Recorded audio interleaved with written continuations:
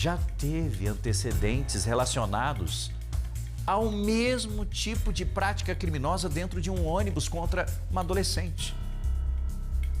Ricardo Moreira comigo para trazer as informações, e o Ricardo ele chegou a conversar com alguns frequentadores do parque.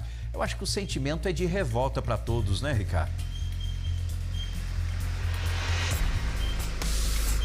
Sem dúvida, Rafa, até porque o Ciro Nardi é um complexo esportivo muito frequentado aqui na cidade de Cascavel, bem localizado, completo, com diversas opções. A que chama mais atenção da meninada, justamente onde nós estamos aqui, o playground, muito bem conservadinho. Nós temos aqui a grama sintética, balanços para as crianças brincarem. Frequento esse local muito regularmente, meu filho sempre vem aqui aos finais de semana, e confesso que acredito que já até comprei sorvete ou algodão doce desse homem. Até porque aqui, ó, justamente neste local, era neste banco aqui, que ele costumava ficar sentado. Aqui ao lado o carrinho com sorvete, o algodão doce, as crianças brincando ali normalmente, os pais acompanhando, geralmente onde a criança estava, ali como a gente observa ali naquele momento, a mãe ali com a criança. E ele aqui, disfarçadamente, a gente vai ver, você vai acompanhar nas imagens aí, ele colocava o celular para filmar as pessoas, as mães, quem passava por aqui, talvez nem percebia, né? Discretamente, às vezes estava mexendo aqui no aplicativo tal, e aqui filmando as mães. Ele era ousado, até chegava a filmar aqui mais para o lado. Isso tudo a gente vai mostrar nesse material que nós produzimos. Mas confesso para você, Rafa, que o sentimento realmente aqui por todas as mães, os pais que frequentam aqui, é realmente de revolta, de indignação, até porque nós estamos falando de um local muito bacana, muito legal. Você mesmo disse que passou a sua infância aqui também frequentando aqui, e é um local muito importante para os cascavelenses, né? E a gente não pode deixar de frequentar isso daqui em detrimento de uma situação como essa, né? Então a gente vai trazer informações sobre como a polícia está investigando isso, como isso pode terminar, né, nesse material que nós produzimos. Então a gente convida você a ficar ligadinho aí, porque realmente as cenas, elas impactam, as imagens impactam, mas é necessário a gente trazer a prestação de serviço também e a orientação aos pais e à população que frequenta esse local, né? E são muitas as discussões, Ricardo, são muitas as discussões. Primeiro o seguinte, pelas imagens que foram publicadas, possivelmente o foco deste homem, por mais que ele foi detido depois de ter gravado uma criança, eram as mulheres. Eram as mães dessas crianças. Eram também adolescentes, mulheres. Ele fazia isso não só no Ciro Nardi, mas as postagens mostram em outros locais. Na rua, gente, olha lá, ó. Na rua, perseguindo uma pessoa e gravando. Olha isso, ó. Olha isso aí. Olha essa cena, olha essa outra, ó, na calçada. Olha só. Dentro do ônibus. Dentro do ônibus. São vários os flagrantes. Em alguns flagrantes, ele chega a falar algumas coisas. Tem coisa que a gente nem pode colocar aqui, para você ter ideia.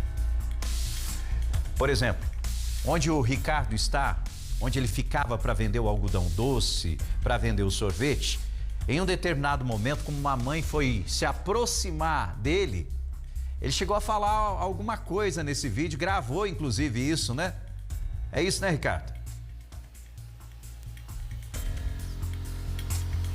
Gravou, Rafael, gravou, citou algumas palavras ali impertinentes, imorais, realmente, como você disse, são situações até difíceis da gente tocar nesse assunto, né? A gente tem que falar com muita responsabilidade, coisa que ele não teve ao fazer isso, até porque os frequentadores aqui ficaram bastante assustados, os pais. E nós estamos agora já no finalzinho das férias, mas independentemente das férias ou não, aos sábados e aos domingos isso aqui lota.